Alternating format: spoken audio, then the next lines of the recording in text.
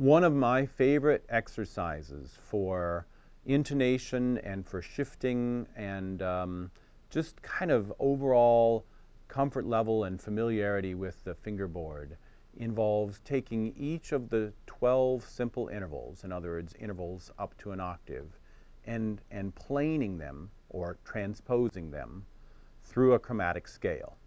So that's too big of a topic to handle in one video.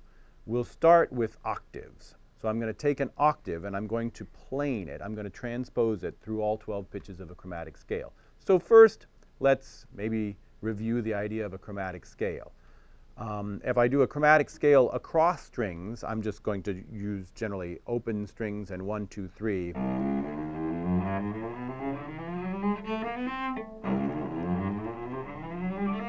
That's a good fingering for chromatic scales, and it's good to practice that separately. For our purposes, we want to keep our chromatic scale on one string. So if I go,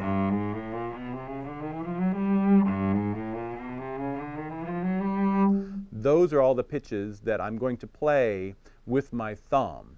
So I'm going to go while my third finger is an octave above that.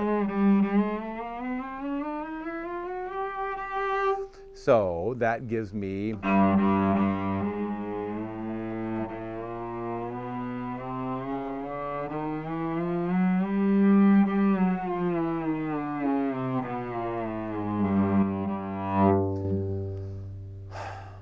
it's slow going at first, but hopefully you can see how getting good at an exercise like that, it's a quick and easy exercise in the long run that develops a lot of listening skills for the octave, that all important shape of the thumb position.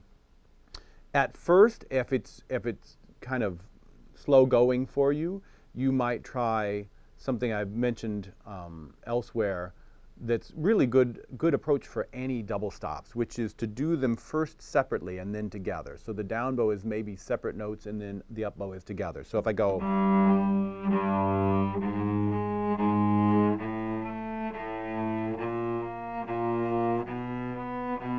etc. Think about how often when you hear double stops, your ear immediately knows that something's wrong, but can't figure out what. Well, somebody's too sharp or flat or something. So here when you hear them separately, then when you play them together, if they don't match exactly, the ear knows, oh, why, it was the top note and it needs to be a little bit higher, or whatever the case may be. So feel free to use that approach, separate together, for as long as needed. It's not, in the long run, that's not a crutch. That's not cheating. So the next thing that I want to do is take that same idea and apply it to planing fifths, fourths, sixths, thirds. But until I get to where I can comfortably do those octaves, you could skip over to the other intervals, but the octaves are just so important. So let's just take a moment and talk about, you could also keep coming back to the two chromatic scales separately by playing, and then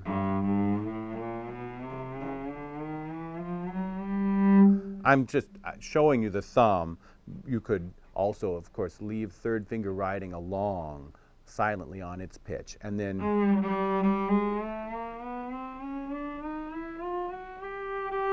think about how many concertos have various octaves, either chromatic scales in octaves really fast at the hard spot, and you would already have practiced and mastered all of those hard spots, in addition to all that other realizing how, at what rate the invisible frets get closer together as we go closer to the bridge. So it's not for the faint of heart, but give it a try, and it's going to have a huge payoff once you start to get used to that. Planing octaves through a chromatic scale.